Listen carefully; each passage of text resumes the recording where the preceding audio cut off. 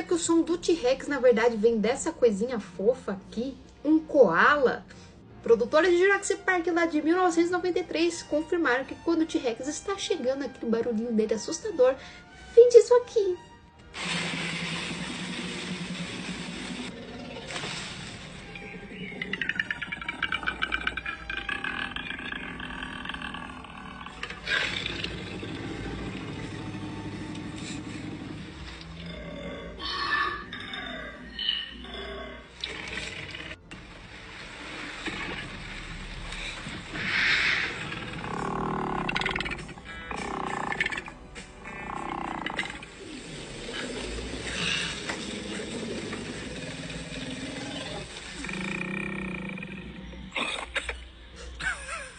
E na verdade é até bonitinho, porque o koala faz esse som exatamente para chamar a outra fêmea, tipo é um som de acasalamento, assim.